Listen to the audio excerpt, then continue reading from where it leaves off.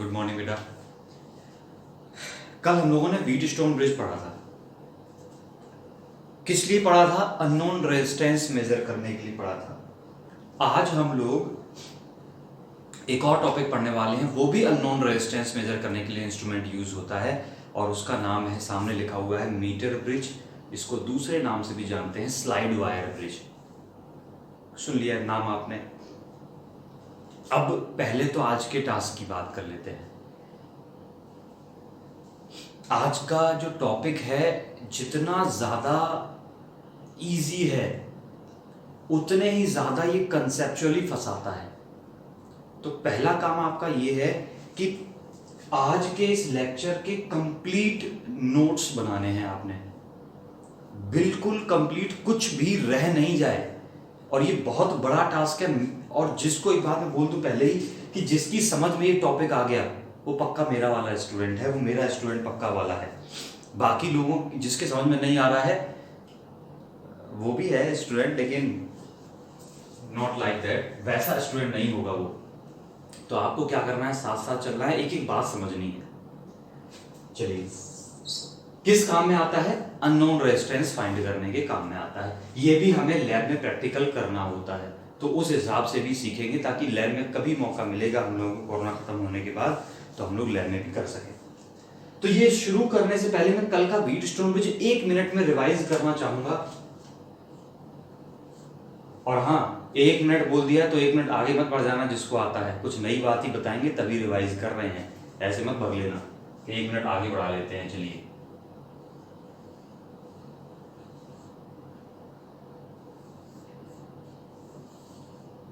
कुछ इसी तरीके से थी कहानी कल। R1, R2, R3, R4, ये था पॉइंट A मान लिया, ये B है, ये C है, ये D है, ऐसे पॉइंट मान लिए थे हमने कल भी। तो मैं ही बोल रहा था, कल मैंने एक बोला था कि बैलेंसिंग कंडीशन में, आपको सबको याद होगा वैसे तो, कि बैलेंसिंग कंडीशन में इस गैल्वेनोमीटर में करंट नहीं आई थी, यही बात थी। अब इस ब्रांच में करंट नहीं आई, यानी कि CD ब्रांच में करंट नहीं आई। कब? बैलेंसिंग कंडीशन में CD ब्रांच में करंट कितनी है? 0 है। यही थी कहानी कल। वजह सुन लेना। वैसे तो हम लोगों ने कल बैलेंसिंग कंडीशन प्रूव भी कर ली थी, लेकिन एक्चुअल वजह क्या होती है किसी ब्रांच में करंट नहीं होने की, वो भी आपको पता होनी चाहिए कि इन C और D के बीच में कोई पोटेंशियल का डिफरेंस नहीं है। C और D के बीच में कोई भी पोटेंशियल का डिफरेंस नहीं है, यानी कि इन दोनों पॉइंट्स के पोटेंशियल सेम है, which concludes that potential at C is equals to potential at D। अगर ऐसा होगा तो इस ब्रांच में करंट नहीं होगी। करंट कहाँ चलती है? हाई से लो की तरफ, आपको याद होगा, याद है ना? क्योंकि ये सब बात मैं क्यों बता रहा हूं, क्योंकि आज कुछ क्वेश्चंस ऐसे करवाऊंगा जिनमें इनकी जरूरत पड़ेगी। चलिए, तो एक बात मैं पिछली रिकॉल करता हूं कि जब किसी रजिस्टर से करंट पास होती है तो पोटेंशियल ड्रॉप हो जाता है रजिस्टर के अक्रॉस। कुछ बच्चे ये भी पूछते हैं या डाउट हो सकता है मन में, क्लियर कर दूं कि रजिस्टर से जब करंट पास होती है तो सिर्फ पोटेंशियल का ड्रॉप होता है, करंट का ड्रॉप नहीं होता। बहुत ध्यान से सुन ली है आपने बात। तो क्या हुआ, पॉइंट A से दो जगह करंट चली, एक I1 एक I2। तो C और D के पोटेंशियल कब सेम होंगे? जब जितना ड्रॉप यहां से A से C आने में हुआ होगा। पॉइंट A पर तो पोटेंशियल कुछ है बैटरी का, ये रहा, मान लो ये बैटरी का V है मान लिया, तो पॉइंट A पर तो V पोटेंशियल है। तो C पर जाते जाते कितना ड्रॉप हो गया? I into R। कितना ड्रॉप हुआ? यानी कि I1 R1 पोटेंशियल ड्रॉप हो गया। तो यहां पर कितना ड्रॉप हुआ है? I2 R2। और मान लिया 10 वोल्ट था, ड्रॉप होके 5 वोल्ट बचा, यहां भी 10 वोल्ट है भी, और यहां होके भी कितना बचा? 5 वोल्ट। इसका मतलब ये हुआ कि I1 R1 किसके इक्वल है? I2 R2। ये बात मैं क्या बोल रहा हूं, मेरी लाइन ये वाली बहुत ध्यान से सुनना कि इन C और D पॉइंट्स का पोटेंशियल कैसा होना चाहिए? सेम। कब सेम होगा? जब A से C तक जाने में भी उतना ही पोटेंशियल ड्रॉप हो जितना कि A से D तक आने में। बात सुन ली है आपने, आई होप इतनी बात सुन ली है। और अगर सुन ली है तो मैं इसको हटा रहा हूं यहां से, और ये बातें हमें जरूरत पड़ेगी इनकी अभी मीटर ब्रिज में कुछ कंसेप्चुअल क्वेश्चंस हैं।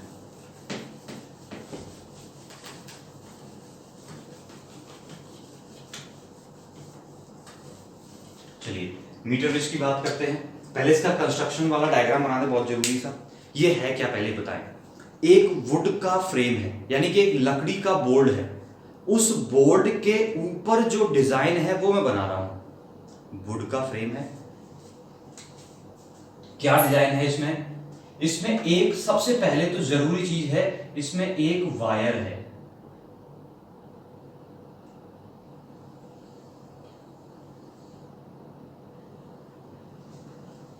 वन मीटर का एक वायर है। 1 मीटर यानी कि 100 सेंटीमीटर का एक वायर है इसमें। और ये जो वायर है, इस वायर का मटेरियल कौन सा है मैं बता दूं आपको, याद आना चाहिए नाम। किसका है? मैंगेनिन का है या फिर कॉन्स्टेंटन का है। जरा याद करिए, भी नाम हमने सुने थे थोड़े दिन पहले। याद करके बताइए कब सुने थे, कॉपी खोल के मत बताइएगा। सबसे पहले एक वायर है 100 सेंटीमीटर का। इस वायर के साथ 3 कॉपर की स्ट्रिप अटैच्ड है। देखिए कैसे,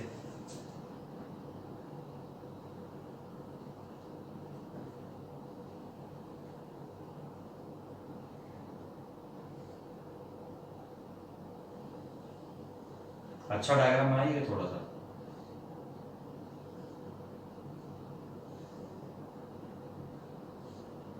ये क्या लग गई है? एक कॉपर की स्ट्रिप।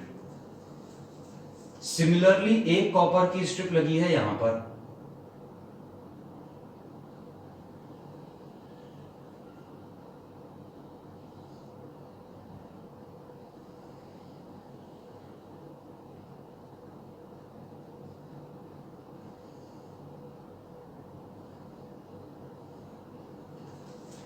दिख गया इतना?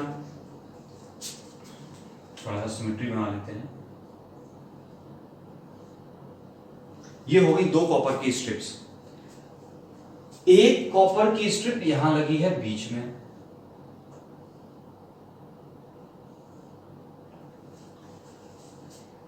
अब आप बोलेंगे ये हवा में कैसे लटकी है? अरे ये हवा में नहीं लटकी है। ये किस पर, ये स्ट्रिप्स किस पर कस दिए हैं हमने नट से? किससे? एक वुड के फ्रेम पर। एक लकड़ी का फ्रेम लिया, ये रहा एक लकड़ी का फ्रेम। इस फ्रेम पर मैंने एक कॉपर की स्ट्रिप यहां फिट की, एक कॉपर की स्ट्रिप इधर फिट की। जैसे ही मान लो एक इधर फिट की, इधर ये फिट कर दी। और इन दो के बीच में क्या लगा दिया है? एक वायर लगा दिया है। किसका? कॉन्स्टेंटन या मैंगनीज का। और इस वायर के ठीक नीचे हमने एक स्केल लगा दी है। इस वायर के ठीक नीचे क्या लगा दी है? एक स्केल लगा दी जिस पर मार्किंग हो रखी है। कहां से? ऑब्वियस सी बात है, 0 से लेकर 100 सेंटीमीटर तक। क्लियर है? इतनी बात सीख गए। अब इन कॉपर की स्ट्रिप्स में 3 नट लगे हैं इस तरफ, इस तरीके से। ये स्क्रूज है, नट कह रहा हूं, स्क्रूज कुछ भी कह सकते हैं आप। ये 3 स्क्रूज लगे, 3 नहीं ज्यादा हो गई, 3 ये रहे और एक एक 2 5 स्क्रूज लगे हैं। स्क्रूज कैसे हैं? इनमें हम वायर को अटैच कर सकते हैं। कोई वायर है मेरे पास, वायर का पीस है मेरे पास, मैं इन स्क्रूज में उसको अटैच कर सकता हूं। ये रहा basic construction of meter bridge. बस ये वुड के फ्रेम पर और लगा होगा। ये स्ट्रिप्स किसकी हैं? Thick copper strips. 1 2 और 3 कॉपर की स्ट्रिप्स हैं। ये स्केल लगी है, दिस इज स्केल। ये रही इसकी कंस्ट्रक्शन। तो जब हम बात करेंगे मीटर ब्रिज में, सबसे पहले उसकी कंस्ट्रक्शन लिखनी होगी आपको।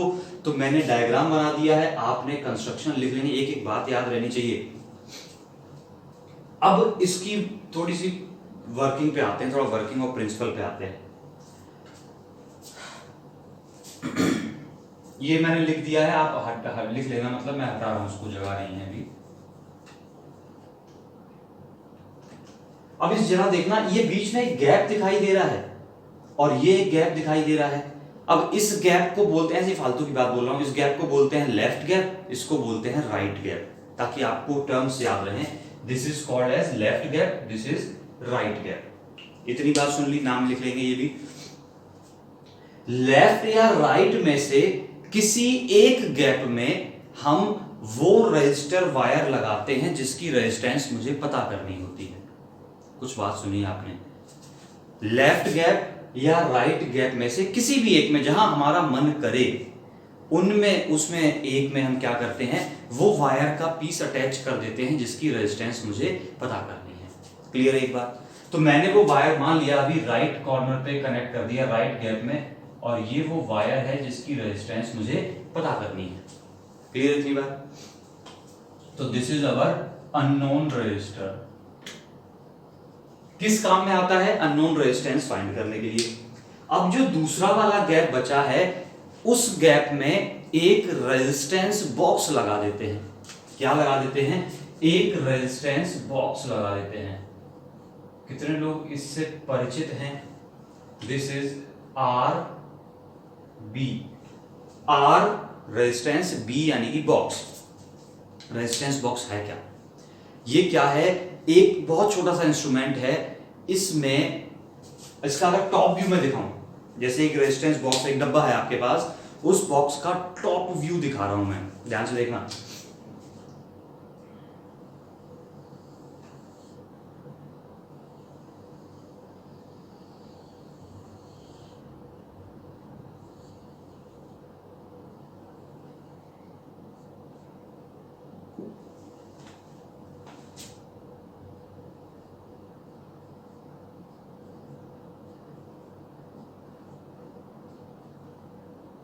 अरे बात समझ गए ना? क्या बोला मैंने? यहां पर एक्सटर्नल कनेक्शन लग सकते हैं। अभी बात समझ जाएंगे तो बहुत मुश्किल नहीं है। यहां पर एक्सटर्नल रजिस्टर लग जाएंगे। यहां पर कुछ मार्किंग होती है 1 ओम, 1 ओम, 2 ओम, 5 ओम, 10 ओम, 100 ओम, अरे ऐसे ही 200, 500, 1000 ओम। इस तरीके से हर बॉक्स के आगे कुछ नंबरिंग लिखी हुई है। और ये जो ऊपर से पट्टी दिख रही है ना आपको, ये जो स्ट्रिप दिख रही है जिसपे ये होल्स बने हुए हैं, ये कॉपर की है। ये किसकी है? कॉपर की है। अब ये जो खाली जगह दिख रही हैं, इन खाली जगहों पर हम कॉपर की कुछ पिंस लगा देते हैं। इन खाली जगहों पर कॉपर की क्या लगी होती हैं? पिंस लगी होती हैं, और उन पिंस को बड़ी इजीली हम पुल आउट कर सकते हैं। तो अभी मैं इन सब में अगर पिन एज्यूम कर लूं कि सब में कॉपर की पिंस लगी हुई हैं, तो इसकी खासियत यह है कि जिस नंबर के आगे की पिन आप निकाल लोगे वही इस पूरे बॉक्स की रेजिस्टेंस हो जाएगी। फॉर एग्जांपल, आपने इसके आगे की पिन को बाहर खींच लिया तो इसकी रेजिस्टेंस कितनी हो गई है? 1 ओम। आपने इसके ये तो रहने ही दिया और इसकी भी पिन को खींच लिया, तो अब ये दोनों रेजिस्टर्स कितने हो गए? 1 और 1, 2 ओम। ये दोनों, ये सारे के सारे आपस में किसमें कनेक्टेड हैं? सीरीज में कनेक्टेड हैं। किसी दिन मौका लगेगा तो इसकी वर्किंग भी बताऊंगा मैं, और वर्किंग बहुत सिंपल है। अगर अभी सुनना चाहें तो ये टॉप व्यू दिखा है। अब चलिए, ज्यादा बड़ी बात हो जाएगी। अगर मैं इसके साथ इन दोनों को हटाकर किसको लगा दूं, किसकी पिन निकाल दूं, 5 के आगे की पिन निकाल दूं, तो इसकी रेजिस्टेंस कितनी हो गई है? 5 ओम हो गई है। बात समझ गए हैं? साथ में मैंने 100 और निकाल दिया, तो अब कितनी होगी? 5 और 100, 105 ओम, 105 ओम हो गई है। बात समझ गए? रेजिस्टेंस बॉक्स का मतलब क्या हुआ? इसका मतलब क्या हुआ? हम इससे अपनी मर्जी की कोई भी रेजिस्टेंस बना सकते हैं, जो चाहे वो बना सकते हैं। नहीं, ये हमारे लिए कैसा हो गया है? नॉन रेजिस्टेंस हो गई है। यहां पर क्या लगी है? रेजिस्टेंस बॉक्स, और ये कैसी हो गई है? Non resistance. सुन लीजिए इतनी बात।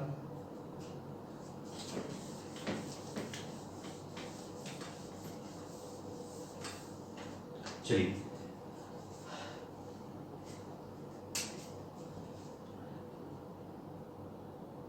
ये मान लीजिए अपना वायर का पॉइंट था ए, और ये वायर का पॉइंट मान लिया बी। ये जो मिड पॉइंट बचा है, इस मिड पॉइंट से एक गैल्वेनोमीटर कनेक्ट करते हैं। क्या कनेक्ट करते हैं? गैल्वेनोमीटर। और इस अच्छा एक बात, गैल्वेनोमीटर में कल मैंने बनाया था 2 टर्मिनल से। एक टर्मिनल से हमने ये कनेक्ट कर दिया, और दूसरे वाले टर्मिनल से एक मेटल का कंडक्टिंग पेन कनेक्ट कर दिया। क्या कनेक्ट कर दिया? एक मेटल का कंडक्टिंग पेन। उस कंडक्टिंग पेन, या तो उसको हम कंडक्टिंग पेन बोलते हैं, स्लाइडिंग पेन बोल सकते हैं, या फिर उसको एक फेमस नाम है उसका, उसको जॉकी भी कहा जाता है। क्या बोला मैंने? कि इस मिडिल वाले पॉइंट से एक गैल्वेनोमीटर कनेक्ट किया, गैल्वेनोमीटर के साथ एक स्लाइडिंग पेन या कंडक्टिंग पेन कनेक्ट किया, और इसी कंडक्टिंग पेन को एक और नाम से जानते हैं, क्या बोलते हैं इसको, जॉकी। इतना सुन लिया। अब मैंने क्या कर दिया, फाइनल काम, इसके साथ एक बैटरी अटैच कर दी और बैटरी के साथ एक लगा दी की।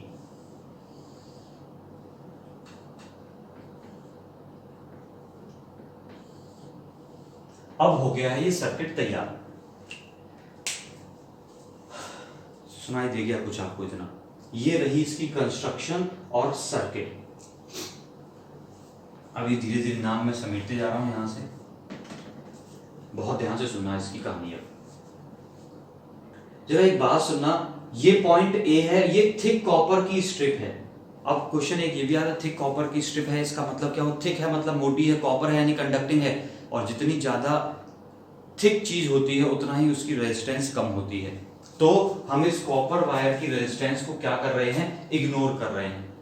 यानी कि पॉइंट ए से लेकर यहां तक पहुंचेंगे तो बात एक ही है, क्योंकि इस कॉपर वायर की कुछ रेजिस्टेंस, इस कॉपर वायर कह रहा हूं, इस कॉपर स्ट्रिप की कोई रेजिस्टेंस नहीं है, निग्लिजिबल है तो जरूर, लेकिन कैसी है, निग्लिजिबल।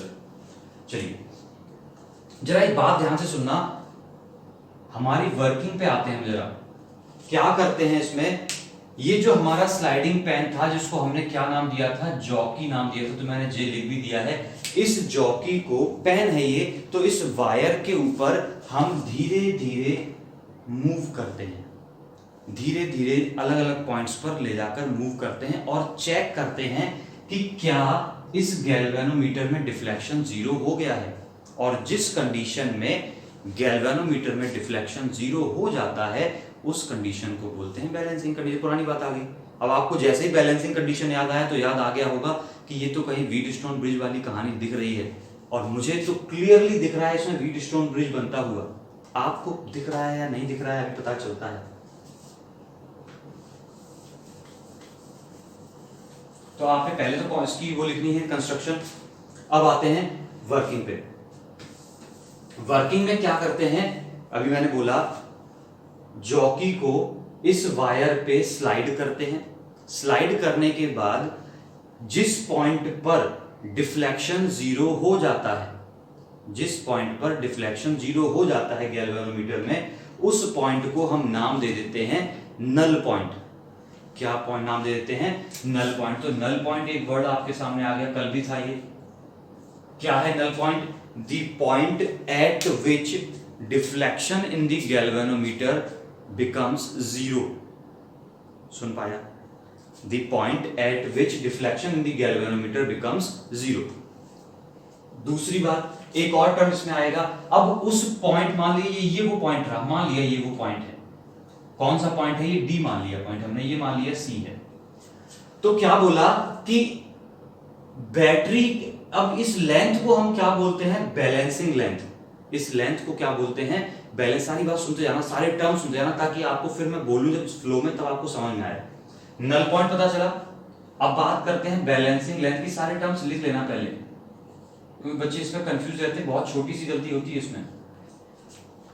बैलेंसिंग लेंथ क्या है? पॉजिटिव एंड से नल पॉइंट की डिस्टेंस बैलेंसिंग लेंथ कही जाती है। ये बहुत जरूरी है, बच्चे भूल जाते हैं, गलत कर जाते हैं, क्वेश्चन फंसा देता है।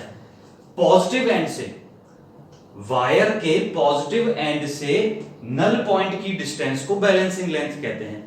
अब जरा ध्यान देना, पॉजिटिव एंड का मतलब क्या हुआ, ये बैटरी का पॉजिटिव लगा है, यानी कि पॉजिटिव एंड कौन सा हुआ, ए। अगर पॉजिटिव इस तरफ लगा होता तो डिस्टेंस कहां से मेजर करते, बी से। ध्यान रखना ये बात। तो मैंने क्या बोला, बैलेंसिंग लेंथ की डेफिनेशन क्या बनी, the distance of the null point from the positive end of the wire is called balancing length. और इसको डिनोट किससे कर देते हैं, एल से। जरा एक बात बताना, ए से डी तक की डिस्टेंस एल है, तो बी से डी तक की डिस्टेंस कितनी होगी? टोटल तो 100 सेंटीमीटर थी, तो ये वाली क्या 100 माइनस एल हो गई है। लाइन समझ गए हैं? इतनी बहुत बड़ी बातें नहीं बोली मैंने, आपने ये दोनों टर्म सीख लिए। अब आते हैं मुद्दे की बात पे।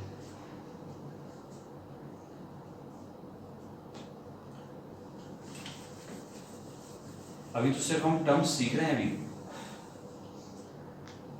अब मैंने आपसे बोला इसका प्रिंसिपल क्या है,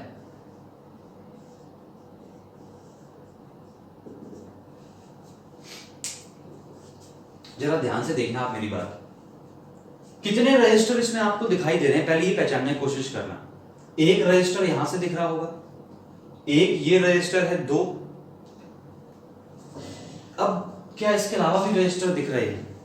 एक और दिख रहा है, देखिए ए से डी तक एक वायर है, ए से डी तक एक वायर है, यानी इस वायर की कुछ लेंथ है। और हमने एक बात सीखी है कि किसी वायर में लेंथ के साथ साथ रेजिस्टेंस भी बढ़ती है, यानी कि अगर कुछ लेंथ है तो कुछ रेजिस्टेंस है उसके पास। और वायर भी किसका है? मैंगनीज का वायर है, कॉन्स्टेंटन का वायर है, एलॉयज हैं, इनकी रेजिस्टिविटी वैसे ही बहुत ज्यादा होती है। तो यानी कि इस वायर के पास भी कुछ रेजिस्टेंस है, तो क्या इस वायर के पास भी कुछ रेजिस्टेंस होगी? यानी कि 1 2 3 4 रेजिस्टेंस हो गए मेरे पास। बीच में क्या लगा है? गैल्वेनोमीटर। अब देखना जरा, डायग्राम में बना दूं आपके सामने। पॉइंट ए चाहे यहां लिखो चाहे यहां लिखो, एक ही बात है। क्यों एक ही बात है? बिकॉज ये कॉपर की स्ट्रिप है, कोई रेजिस्टेंस है नहीं, जो पोटेंशियल यहां है वही पोटेंशियल यहां पर भी है, एक ही पॉइंट है ये। चलिए, पॉइंट ए से सी तक एक रजिस्टर लगा है, पॉइंट ए से डी तक एक रजिस्टर लगा है, यानी कि पॉइंट ए से 2 रजिस्टर कनेक्टेड हैं। पॉइंट ए से 2 रजिस्टर कनेक्टेड हैं, एक है सी तक एक है डी तक। तो सी तक जो रजिस्टर कनेक्ट किया गया है, क्या वो रेजिस्टेंस बॉक्स है? तो मैं यहां पर क्या बना दे रहा हूं, एक रेजिस्टेंस बॉक्स। अब बात करना जरा, क्या सी से डी तक एक गैल्वेनोमीटर कनेक्टेड है? दिख गया, ये रहा ए पॉइंट, ये रहा सी डी और ये रहा गैल्वेनोमीटर। अब जरा बात करना, पॉइंट बी से डी तक एक रजिस्टर कनेक्टेड है और पॉइंट बी से सी तक एक कनेक्टेड है।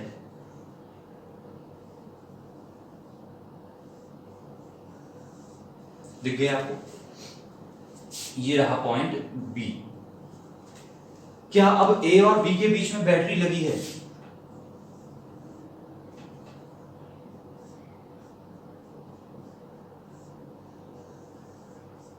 पहचान में आया ये क्या है? ये एक व्हीटस्टोन ब्रिज बन गया है। क्या बन गया है? एक व्हीटस्टोन ब्रिज बन गया है। देखिए, यही तो है। और जब गैल्वेनोमीटर में करंट नहीं है, इसका मतलब ये कौन सा व्हीटस्टोन ब्रिज हो गया है? बैलेंस्ड व्हीटस्टोन ब्रिज हो गया है। तो प्रिंसिपल ऑफ मीटर ब्रिज क्या है? Balanced Wheatstone bridge.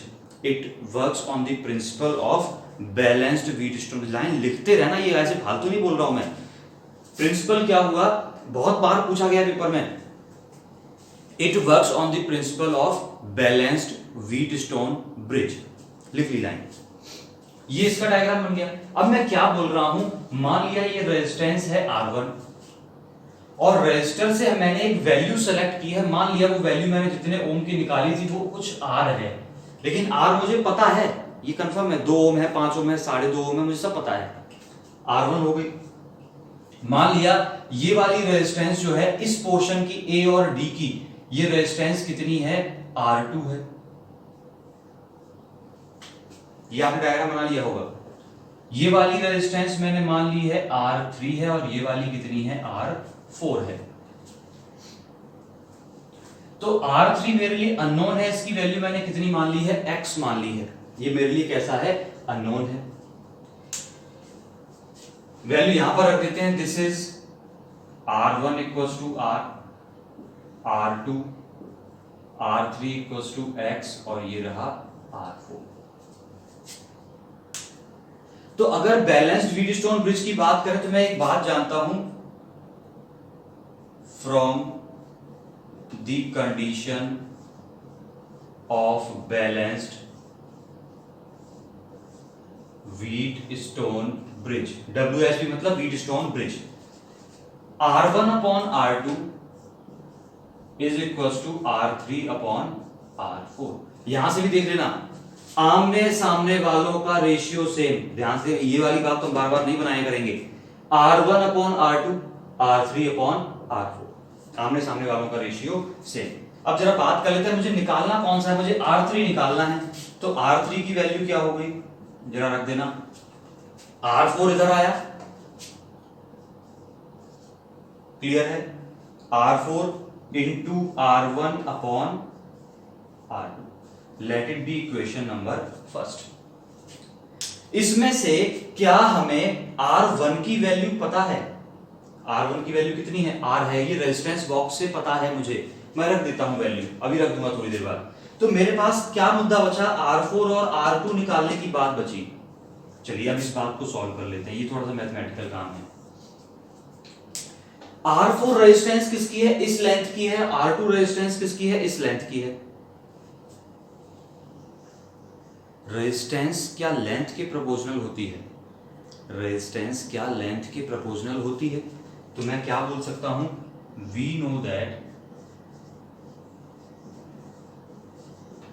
Resistance is proportional to the length. Confirm बात है। और भी तो किसी के रेसिप्रोकल होते, एरिया के रेसिप्रोकल होती है, रेजिस्टिविटी भी आती है एक टर्म, उसमें फॉर्मूला आपको याद होगा, R is equal to rho L upon A, यही होता है। अगर मैं बात करूं, ये एक वायर है जिसका यूनिफॉर्म एरिया है, वायर है जिसका एरिया कैसा है, यूनिफॉर्म है, तो ए कैसा हो गया, कांस्टेंट। रेजिस्टिविटी इस वायर की, ये कौन सा वायर है, याद आ गया होगा, मैंगेनिन। मैंगेनिन की रेजिस्टिविटी वेरी नहीं करती टेम्परेचर के साथ। अब इसमें टेम्परेचर कहां से घुसा, जब इस सर्किट में करंट आएगी, जब किसी वायर से करंट फ्लो करती है तो करंट क्या करती है, उसका टेम्परेचर को बढ़ा देती है, और टेम्परेचर बढ़ जाता है, यानी कि जब इस वायर में भी करंट आएगी तो इसमें भी क्या होगी, टेम्परेचर बढ़ेगा। और टेम्परेचर बढ़ेगा लेकिन क्या नहीं बदलेगा, रेजिस्टिविटी नहीं बदलेगी, बिकॉज ये वायर किसका है, मैंगेनिन का है, एलॉय का है। टेम्परेचर डिपेंडेंस ऑफ रेजिस्टिविटी वाले लेक्चर में बताया था। तो रो और ए दोनों कांस्टेंट हैं, इसका मतलब रेजिस्टेंस किसके प्रोपोर्शनल बचा, लेंथ के प्रोपोर्शनल बचा। तो जरा बात करना, R2 किसके प्रोपोर्शनल हो जाएगा, L के, और R4 ये वाला रेजिस्टर R4 किसके प्रोपोर्शनल हो जाएगा, 100 माइनस L के। कंफर्म बात है इतनी, ये दोनों वैल्यूज। तो यहां से मैं बात करूं, हमें किसकी वैल्यू चाहिए, R4 अपॉन R2 की वैल्यू चाहिए। शायद नहीं दिख रहा होगा, मैं इधर लिख दूं क्या, तो R4 upon R2 is equal to, दोनों को डिवाइड कर दीजिए, क्या आया, 100 माइनस L अपॉन L। कुछ लोग ये कहेंगे कि सर यहां पर तो प्रोपोर्शनलिटी का साइन था और ये इधर इक्वल टू आ गया डिवाइड करते ही, क्यों आया इक्वल टू, इसलिए आया कि दोनों के साथ कुछ कांस्टेंट आएंगे, कौन कौन, रो और ए, दोनों कांस्टेंट सेम है तो दोनों तरफ से डिवाइड करने में कट जाएंगे। तो R4 और R2 की वैल्यू यहां रख दीजिएगा, तो R3 इज इक्वल टू, यहां नहीं दिखेगा, तो R3 इज इक्वल टू, यहां लिख देते हैं, R3 is equal to, R1 की वैल्यू कितनी है, R है, इंटू R4 अपॉन R2 की value 100 minus L upon L। This is unknown resistance. R3 और R3 हमने कितनी मानी थी, X मानी थी, शायद कितनी मानी है, X। तो X की वैल्यू आ गई, unknown resistance equals to R into 100 minus L upon L। अब ये वैल्यू निकली या नहीं निकली मैं बता दूं आपको। इसमें R क्या है, रेजिस्टेंस जो हमने रेजिस्टेंस बॉक्स से सेलेक्ट की है। L क्या है, ये लेंथ है, क्या ये L हम मेजर कर सकते हैं, हमने स्केल लगा के रखी है, तो ये L भी हमने मेजर कर ली है। बातें इतनी सब समझ ली हैं आपने, आई होप सब समझ लिया है। तो अब मैं फाइनली आपको बता दूं, आपको जब भी मीटर ब्रिज का क्वेश्चन दिखेगा तो आपको बस क्या करना है, इन दोनों का रेशियो इन दोनों के इक्वल कर देना है, ठीक है। हटा रहा हूं sir.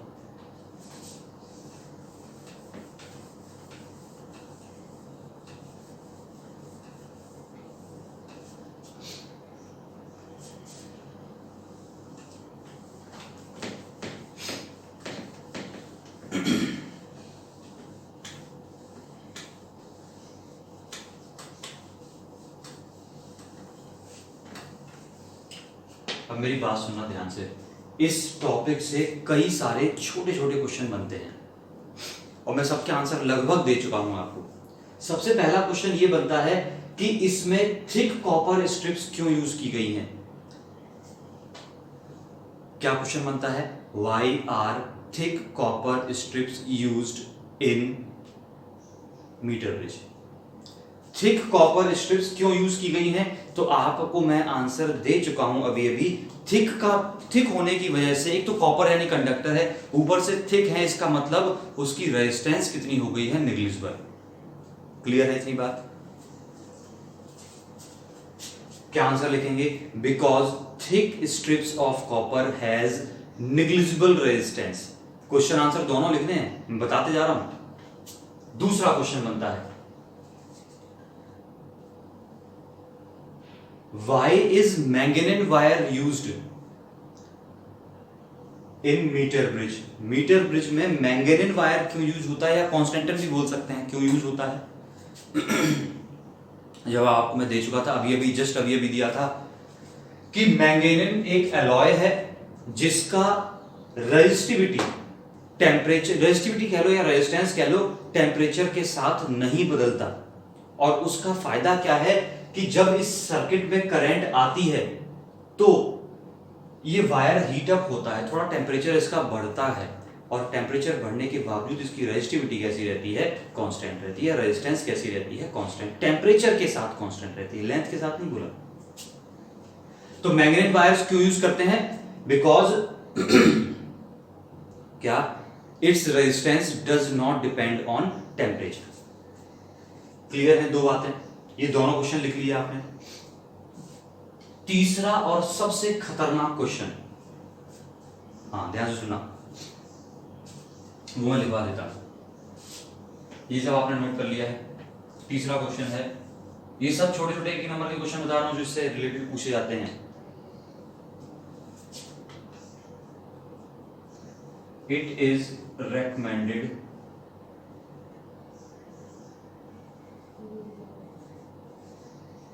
it is recommended that balancing length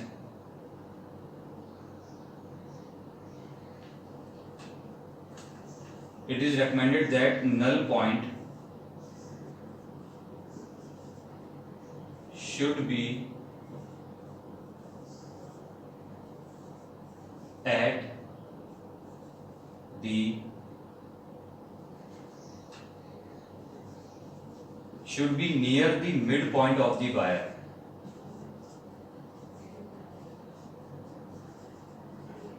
ये एक स्टेटमेंट है। क्या स्टेटमेंट कह रहा है? कि ऐसा रिकमेंड किया जाता है लोगों द्वारा कि जो हम नल पॉइंट ढूंढ रहे थे वो null point mid of the wire मिलना चाहिए। मिड ऑफ द वायर का मतलब क्या हुआ? 100 सेंटीमीटर का वायर है तो मिड मतलब 50 सेंटीमीटर पे मिलना चाहिए। आपको क्या करना है? एक्सप्लेन करना है कि क्यों। और बहुत इंपॉर्टेंट क्वेश्चन है। अब मेरी बात को बहुत केयरफुली होकर सुनेंगे तभी कुछ समझ में आएगा। सारे दिमाग की बत्ती खोल के, वरना निकल जाएगी बात। क्वेश्चन पढ़ लिया आपने, नल पॉइंट कहां मिलना चाहिए? मिड ऑफ द वायर मिलना चाहिए। क्यों मिलना चाहिए? इसके बारे में बात कर रहे हैं। खूब ध्यान से इस डायग्राम को देखिए। ये देखिए, आपका वायर मैंने कहां बताया था? ये डॉट से शुरू हुआ था और इस डॉट पे आके खत्म हो रहा था वायर, और इसी के ठीक ऊपर से कॉपर स्ट्रिप लगी है। तो जरा ध्यान से देखना, कॉपर स्ट्रिप ने, ये जो कॉपर स्ट्रिप है, इसने क्या वायर का कुछ पोर्शन ढक लिया? दिखाई दिया इतनी बात आपको? इस कॉपर स्ट्रिप ने, ये मेरा वायर था और यहां से मैंने कॉपर स्ट्रिप लगा दी, दिख रही होगी। तो ये जो 2 फिंगर्स के बराबर की जगह है, क्या ये कॉपर स्ट्रिप ने ढक ली? क्या सिमिलरली इधर से भी ढक ली? तो मेरे वायर की जो लेंथ है, ये वायर कैसा था? इसकी कुछ रेजिस्टेंस थी, कुछ रेजिस्टेंस थी इस वायर की, अच्छी खासी रेजिस्टेंस थी। और मेरे इस कॉपर स्ट्रिप की रेजिस्टेंस कितनी मानी गई है? 0, नेग्लिजिबल है। तो क्या जरा बात सुनना कि एक्चुअल रेजिस्टेंस क्या यहां से लेकर यहीं तक है, और जब मैं स्केल से मेजर करता हूं लेंथ को, ये वाली लेंथ को चाहे ये वाली लेंथ को, तो क्या वो यहां से मेजर हो रही है, यानी कि लेंथ की मेजरमेंट में कुछ एरर इंट्रोड्यूस हो जा रही है। मेरी लाइन सुन पाए हैं अभी आप? इतनी बात सुनी आपने केवल अभी। मैंने क्या बोला कि जो पोर्शन वायर का, कौन से वायर का, हमारे मीटर ब्रिज के वायर का या मैंगनीज के वायर का कुछ पोर्शन कॉपर स्ट्रिप्स ने ढक लिया है, और वो पोर्शन जो ढक गया है उसकी रेजिस्टेंस निग्लिजिबल हो गई। क्यों? क्योंकि वो कॉपर स्ट्रिप के कांटेक्ट में आ गया, तो वहां पर कॉपर की चलेगी, तो वो इस पोर्शन की रेजिस्टेंस निग्लिजिबल हो गई। लेकिन जब मैं लेंथ मेजर कर रहा हूं यूजिंग द स्केल, तो वो लेंथ वहीं से मेजर हो रही है, बिकॉज सर्किट वहीं से बना हुआ है, हमारी स्केल वहीं से लगी हुई है। अब ये मत कहना कि स्केल हम क्यों नहीं छोटी कर देते हैं, it's not practically possible, because circuit तो यहीं से कनेक्टेड है, सर्किट तो यहीं से कनेक्टेड है। तो आपने एक बात सुन ली है, क्या सुन ली है, कि कुछ पोर्शन हमारा लास्ट में जब हम लेंथ मेजर करते हैं तो ये मेजर करने से लेंथ गड़बड़ आती है, और इस एरर को, इस लेंथ में मेजर करने गड़बड़ी को बोलते हैं एंड कनेक्शन एरर। क्या नाम देते हैं? एंड मतलब END वाला, कनेक्शन एरर। अब इतनी बात सुन ली है तो अब मैं आगे बोल रहा हूं आपसे कुछ एग्जांपल के थ्रू। ये सब यहां से थोड़ा सा गंदगी हटा देते हैं।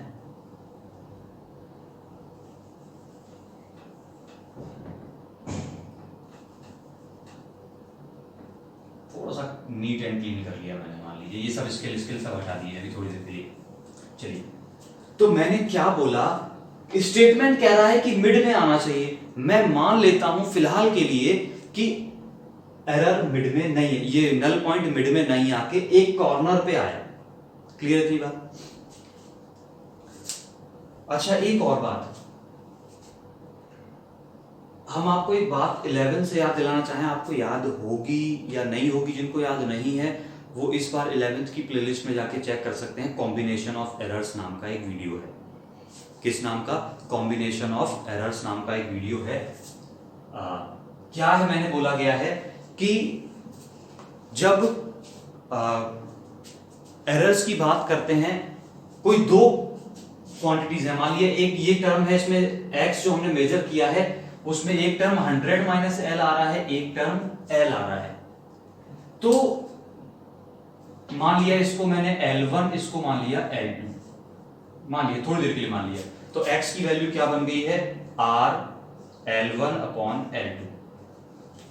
तो इधर से मेजर कर रहे हैं तो भी कुछ गलती आ रही है, इधर से मेजर कर रहे हैं तो भी कुछ, दोनों तरफ से गलतियां हैं, यानी L1 में भी मिस्टेक है, L2 में भी मिस्टेक है।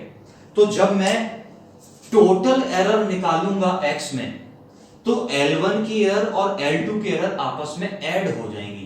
एरर्स हमेशा प्रोपेगेट जब होती हैं तो एडिशन के थ्रू होती हैं, तो L1 की एरर और L2 की एरर दोनों आपस में जुड़ जाएंगी। ये बात 11th से पता है हम लोगों को, नहीं पता है तो 11th का थोड़ी देर का वीडियो आप देख सकते हैं कॉम्बिनेशन ऑफ एरर में। तो मैंने क्या बोला, दोनों की एरर्स ऐड हो जाएंगी, ये इतनी बात हमने सुन ली है। अब मैं आगे बढ़ रहा हूं,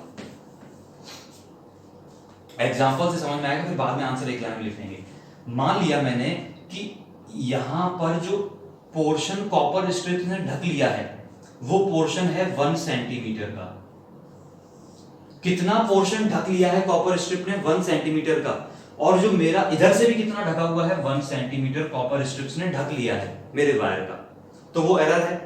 अब नल पॉइंट जो मेरा आया वो मान लीजिए 10 सेंटीमीटर पे आया, यानी कि ये डिस्टेंस कितनी है? 10 है, तो मैं मेजर करूंगा तो ये वाली कितनी आएगी? 90 आएगी। कंफर्म है? टोटल 100 थी। तो इस पोर्शन में देखना 1 सेंटीमीटर की तो एरर है हमारे पास, और वो भी कितने पोर्शन पे? 10 सेंटीमीटर पर। तो एरर हो कितनी गई? 1/10, यही हो गई। परसेंटेज में निकालेंगे तो 100, यानी कि 10% की तो एरर किस में हो गई? इस पोर्शन में, L1 में। इस पोर्शन में कितनी एरर हुई? 1 सेंटीमीटर की एरर कितने पर? 90 पर। टोटल डिस्टेंस कितनी थी? 90 थी। 90 में 1 सेंटीमीटर की एरर इंटू 100, यानी कि 100 बाई 10/9 कर लें इसको। ये एरर रही L1 में, ये एरर रही L2 में। तो टोटल एरर मेरे पास कितनी होगी? दोनों को अगर जोड़ दें तो दोनों को अगर ऐड कर दें तो ये 10 है, ये 10 से थोड़ी, मतलब 1 से थोड़ी सी ज्यादा है, जोड़ देते हैं। चलिए एलसीएम लेके जोड़ेंगे 90, 100/9% की एरर हो गई टोटल। यानी कि अगर 10 सेंटीमीटर पे मैंने लिया तो टोटल एरर कितनी आई मेरे पास, 100/9% की एरर आई, यानी 10% से ज्यादा की एरर है मेरे पास। अब यही कहानी अगर मैं लूं कि नल पॉइंट बाई चांस मान लीजिए कहां आ गया 50 पर, तो इधर भी कितना बचा 50। घबराना नहीं, ये तो सिर्फ समझाने के लिए कर रहा हूं कहानी में, बताऊंगा बाद में डिटेल में एक लाइन में क्या करना है। आपको एरर याद होगी कितनी आई, 100/9 हटा दूं। मैंने बोला था ये लेक्चर थोड़ा सा मुश्किल होगा उन लोगों के लिए जो थोड़े से कम ध्यान से सुनते हैं। अब मैंने क्या बोला कि अब कहां पर आई है 50 सेंटीमीटर, एरर अभी भी कितनी है, कितना पोर्शन दबा हुआ है 1 सेंटीमीटर, तो 1/50 परसेंटेज में किया तो इंटू 100। यहां पर भी 1 सेंटीमीटर की एरर है, कितने में से 50 में से इंटू 100, तो क्या ये दोनों 2% आ गई, ये भी 2% आ गई, तो टोटल एरर कितनी हो गई मेरे पास 4%। ये 10% से ज्यादा की एरर थी, ये सिर्फ 4% की एरर है, यानी कि क्या एरर मिनिमाइज हो गई। किस वजह से मिनिमाइज हुई, हम मिड पॉइंट पर लेकर आए। एरर क्रिएट कौन कर रहा था, ये लास्ट में जो कनेक्शन हमने किए हुए हैं एंड कनेक्शन। तो पूरा एक लाइन का आंसर, एक लाइन एक सेंटेंस का आंसर क्यों रेकमेंड किया जाता है मिड में आने के लिए, to avoid the end connection error. Answer क्या हुआ, to avoid the end connection error. सुन पाए हैं क्या इतनी सारी बातें, आयुर्वेदिक बात आपने सुन ली है। ये 3 क्वेश्चंस बन गए हैं, सुन लिया आपने। ये 3 एक-एक नंबर के क्वेश्चंस थे।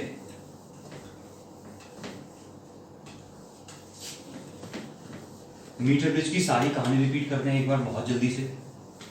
मीटर ब्रिज में क्या है, 1 मीटर का वायर है, 3 कॉपर की स्ट्रिप्स हैं। कॉपर की स्ट्रिप्स में एक लेफ्ट गैप बनता है, एक राइट गैप बनता है। लेफ्ट और राइट गैप में से किसी एक में रेजिस्टेंस बॉक्स लगाते हैं, किसी एक में अननोन रेजिस्टेंस लगाते हैं। 2 बातें हो गई, इतनी बहुत सारी बातें हो गई, 2 क्यों हो गई। अब दूसरी बात क्या बोली मैंने कि एक सर्किट एक बैटरी लगा देते हैं, वायर के अक्रॉस हम की लगा देते हैं।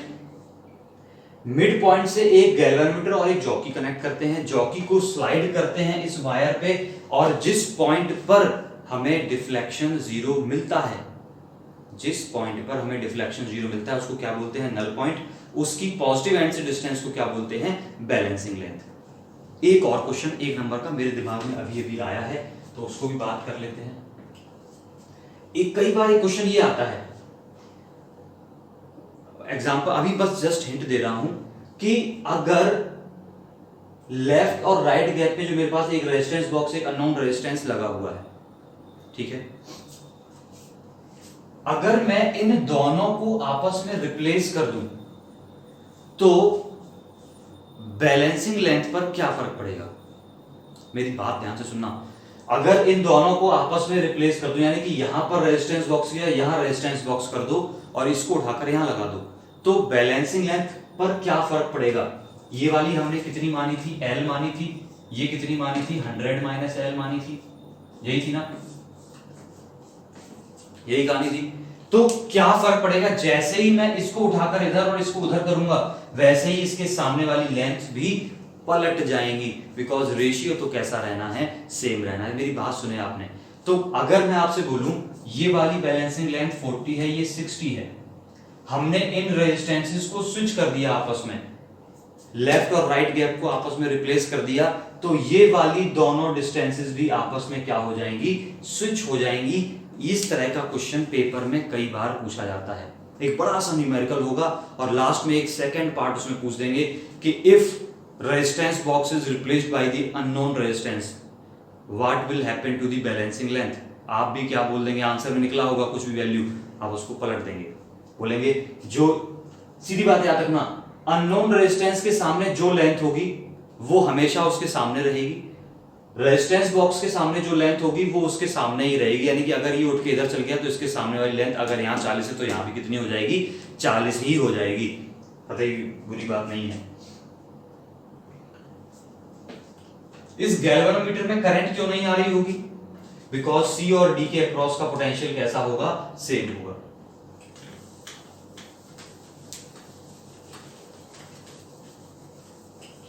एक और क्वेश्चन पूछा जाता है, हाँ ये पता है क्या है, ये इतना इंटरेस्टिंग, ये प्रैक्टिकल टॉपिक है इसलिए इसमें बहुत सारे छोटे छोटे क्वेश्चन बनते हैं जिनको आपको ध्यान देना होता है। एक और क्वेश्चन करिए, चलिए अभी आप समझ गए होंगे, अब तक न्यूमेरिकल्स को टच नहीं किया, इसके न्यूमेरिकल्स भी करने हैं, वो अगले लेक्चर में करेंगे, आज के में नहीं कर पाएंगे, टाइम नहीं है इतना। अभी आपका टास्क पता चल गया, आपको इसके नोट्स बनाने हैं, प्रॉपर वे में नोट्स बनाने, जितना मैंने बका है सब कुछ आपने बक देना है, कॉपी पर उगल देना है पूरा का पूरा। एक ही चीज रहना जाए, कॉम्पैक्ट बट कॉम्प्रिहेंसिव।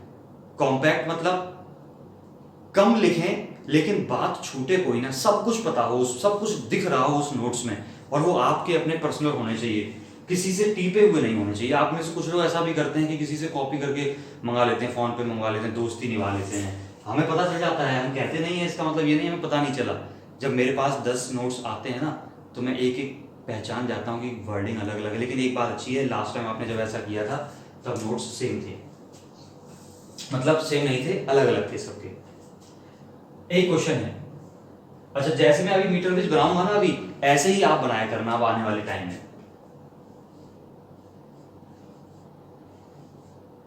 अरे कुछ नहीं किया, कॉपर स्ट्रिप्स को पतला सा कर दिया है बस।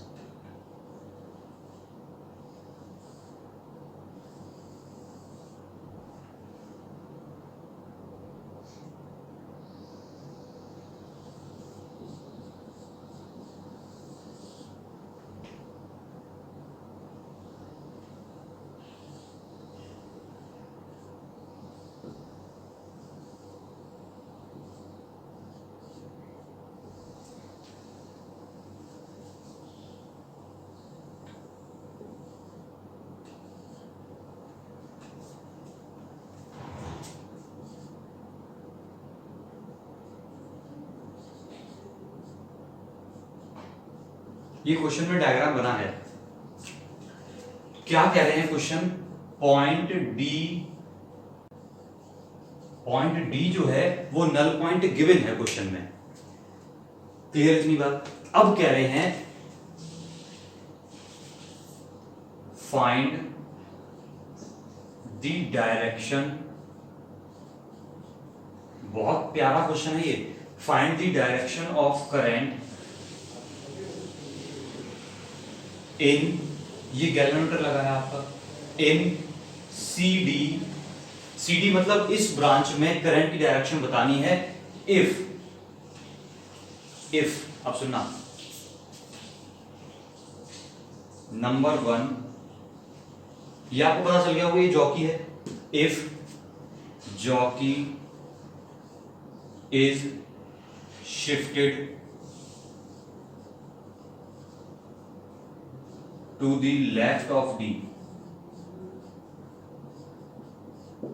if jockey is shifted to the left of D, अगर इस जॉकी, अभी तो देखिए नल पॉइंट है, अभी क्वेश्चन में क्या है, ये D क्या है, नल पॉइंट है, नल है पॉइंट, तो यहां पर कोई भी करंट फ्लो नहीं कर रही। अब वो कह रहे हैं कि अगर इस D को मैं लेफ्ट साइड शिफ्ट कर दूं, थोड़ा सा इस तरफ शिफ्ट कर दूं, तो करंट की डायरेक्शन क्या होगी इस CD ब्रांच में। रुक जाइए, एक मिनट पॉज करिए, अपना दिमाग लगाइए, अपना दिमाग खर्च करिए थोड़ा सा, और सारे बेसिक्स पे ध्यान दीजिए, तब मैं बताता हूं, मैं नहीं रुक रहा हूं, आपने पॉज करके दिमाग लगा लिया होगा। चलिए इसका दूसरा पार्ट भी है, एक दूसरा पार्ट अभी बताऊंगा, वो आपको होमवर्क में दे दूंगा, आप ऑब्वियसली आंसर तुरंत दे देंगे। चलिए सॉल्यूशन करते हैं। बैलेंसिंग कंडीशन में सी और डी का पोटेंशियल सेम था, तभी करंट फ्लो नहीं कर रही थी, यही बात थी। इसका मतलब कि जो पोटेंशियल ड्रॉप आई से सी तक जाने में हुआ था, वही पोटेंशियल ड्रॉप आई कह रहा हूं, ए से डी तक आने में हुआ होगा। कुछ पल्ले पड़ी बात, क्या पल्ले पड़ी बात, ये रेजिस्टेंस आर है, मैं इसकी रेजिस्टेंस कुछ मान लेता हूं, क्या मान लिया R1 है, जस्ट मान लिया। तो क्या हुआ, यहां से यहां तक कुछ पोटेंशियल डिफरेंस, क्या कुछ ड्रॉप हो रहा होगा, जब करंट चल रही होगी तो कुछ ड्रॉप यहां हो रहा होगा, कुछ ड्रॉप यहां हो रहा होगा, दोनों जगह पर ड्रॉप सेम होगा। अब मैंने क्या बोला, इस जॉकी को उठाकर इधर रख दिया, थोड़ा सा जैसे ही मैंने इधर रखा है, क्या ये लेंथ L से कम हो गई? ध्यान से सुनना, क्या लेंथ L से कम हो गई? लेंथ जब कम हो गई इसका मतलब रेजिस्टेंस कम हो गई, और अगर रेजिस्टेंस कम हो गई, पोटेंशियल ड्रॉप कितना होता है रेजिस्टर के क्रॉस? I into R. कितना ड्रॉप होता है? I into R. ये रहा पॉइंट C और ये रहा पॉइंट D। पहले दोनों का पोटेंशियल कैसा था? सेम था, यानी कि A से C पर जा रहे थे तो जितना ड्रॉप हो रहा था उतना ही A से D पर आने पर हो रहा था। ये A है मेरे पास। अब की बार क्या बोला, ये तो वही रहा, इसकी रेजिस्टेंस कम हो गई, इसकी रेजिस्टेंस कम हो गई, इसका मतलब यहां पर पोटेंशियल ड्रॉप भी कम हो गया। पोटेंशियल ड्रॉप कम हुआ, तो अब जरा बताना किस पॉइंट का पोटेंशियल ज्यादा रहा? यहां ड्रॉप ज्यादा हुआ, यहां ड्रॉप कम हुआ। ड्रॉप कम हुआ तो D कैसा हो गया? हाई पोटेंशियल पर हो गया, और ये कैसा हो गया? लो पोटेंशियल पर। आधे दिमाग की बत्ती बुझ गई होगी, आधे लोगों की दिमाग की बत्ती बुझ गई होगी। दोबारा बताता हूं, जब ये पॉइंट D पर था, कौन? जॉकी, तब ये नल पॉइंट था, यानी कि C और D के पोटेंशियल सेम थे। इसका मतलब कि जितना ड्रॉप A से C तक हुआ उतना ही A से D तक हुआ। अभी भी नहीं समझ आई तो नंबर से समझ में आएगी। मान लिया A का पोटेंशियल है 10 वोल्ट, A से C तक पहुंचने में यहां भी बचा 5 वोल्ट और यहां भी है 5 वोल्ट, यानी कि ड्रॉप कितना हुआ रास्ते में? 5 वोल्ट का। यहां पे देखते हैं, यहां ड्रॉप कितना हुआ? 5 वोल्ट का। यहां हुआ 5 वोल्ट का ड्रॉप। A पर कितना था? 10 था। यहां भी बचा 5, यहां भी बचा 5, दोनों इक्वल है, करंट फ्लो नहीं होगी। जैसे ही मैंने इसको शिफ्ट किया, यानी रेजिस्टेंस कम हुई, तो क्या यहां ड्रॉप कम हुआ? V equals to I R से अगर रेजिस्टेंस कम होगी तो पोटेंशियल ड्रॉप कम होगा, और अगर कम हुआ पोटेंशियल ड्रॉप, तो मान लिया ड्रॉप कितने का हुआ? 3 का। ड्रॉप कम हुआ तो 10 था, 3 का ड्रॉप हुआ, तो यहां बचा कितना? 7। यहां फिर कितना है? 5। तो 7 से 5 हाई से लो करंट चली जाएगी। करंट किधर दौड़ जाएगी? इस ब्रांच में D से C की तरफ दौड़ जाएगी। तो आंसर क्या हुआ? D to C।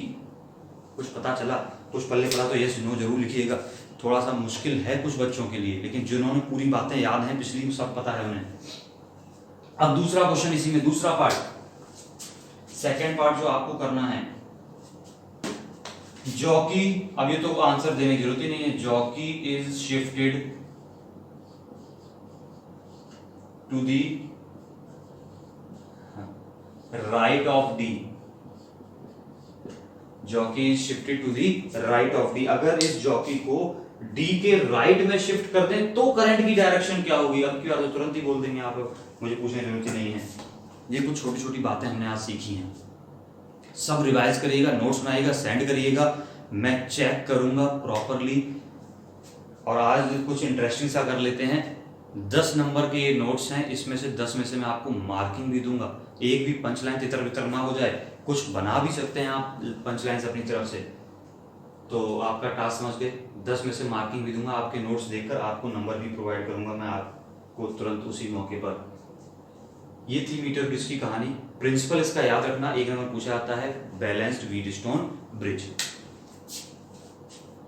कल मिलते हैं अगले लेक्चर में, इसके न्यूमेरिकल्स करेंगे।